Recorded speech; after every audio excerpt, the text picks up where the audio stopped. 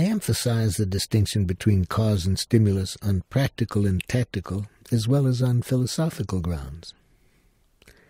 I'd like to illustrate this point by returning to the dialogue I referred to earlier with John, that prisoner in Sweden.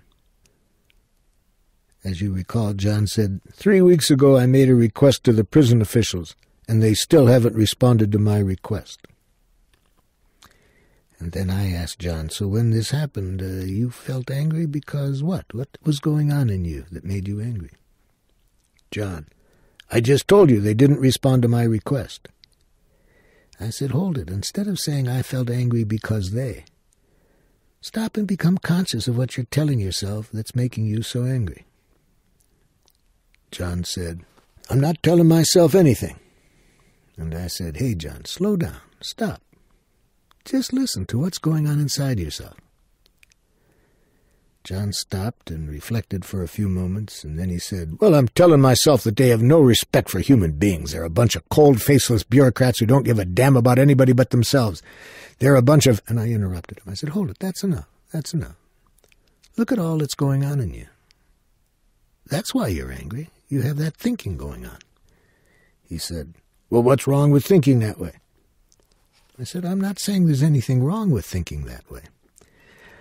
Notice I'm just trying to say that it's this thinking that is causing you to be angry. I'm not saying you shouldn't judge people. You shouldn't think in this way. If I did, I'd be doing the very thing. No, all I want you to do is see that when you see people that way and think about them that way, it's that thinking on your part that makes you angry. Now I'd like you to try something else. Now look for your needs that are being expressed through that message. You see, remember what I told you earlier, John. All of the judgments that make us angry are really expressions of needs. The needs are at the root of this. A need of yours isn't getting met. So focus on your need that wasn't met by their action. John deliberated about this for quite a long while, and then he said, Marshall, I need the training I'm requesting. If I don't get that training, just as sure as I'm sitting here, I'm going to end up back in this prison when I get out. I said, now, John, now that your attention is on your needs, how are you feeling right now? He said, scared. I said, okay, now put yourself in the shoes of a prison official. Pretend like I'm an inmate. Am I more likely to get my needs met if I come to you saying, hey, I really need that training and I'm scared of what's going to happen if I don't get it? Or if I approach while seeing you as a faceless bureaucrat? Even if I don't say those words out loud, my eyes will reveal that kind of thinking is going on in me. Which way am I more likely to get my needs met? John sat staring at the floor, silent. I said, hey, buddy, what's going on? John said, I can't talk about it right now. 3 hours later, John approached me and said, Marshall, I wish you had taught me 2 years ago what you taught me this morning about anger. I wouldn't have had to kill my best friend. All violence, I believe, is the result of people tricking themselves, as did this young prisoner, into believing that their pain derives from other people, and that those people deserve to be punished for what they did. One time I saw my younger son take a 50-cent piece from his sister's room. I said, Brett, did you ask your sister whether you could have that? He answered, I didn't take anything from her. Now, I had several options. I could call him a liar, which would, however, have worked against my getting my needs met, since any judgment of another person diminishes the likelihood of our needs being met.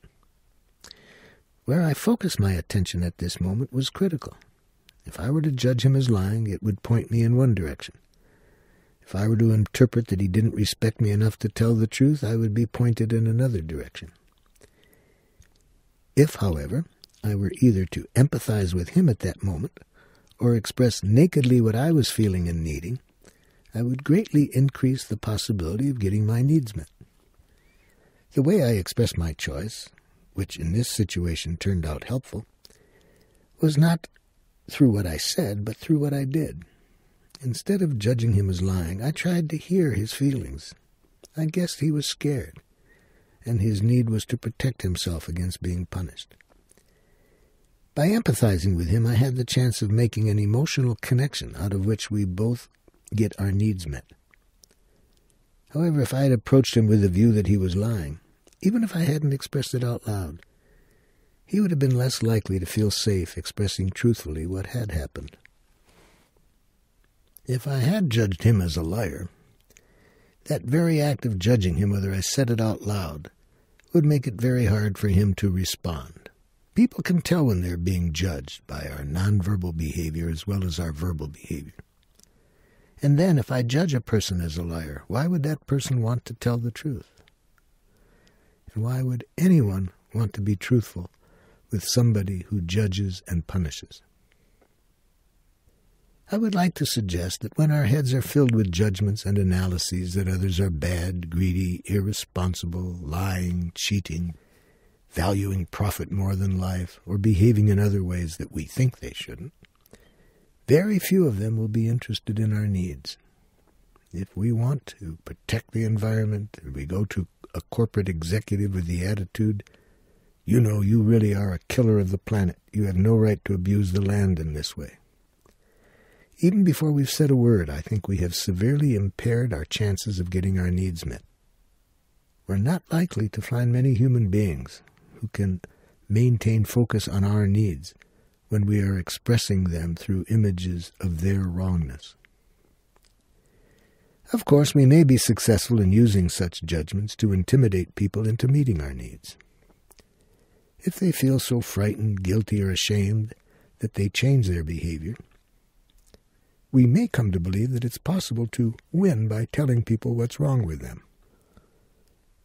With a broader perspective, however, we realize that each time our needs are met in this way, we not only lose, but we have contributed very tangibly to violence on the planet.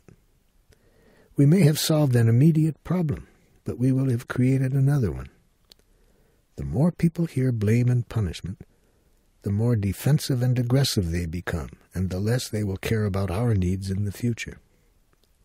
So even if our present need is met, in the sense that people do what we want, we will pay for it later.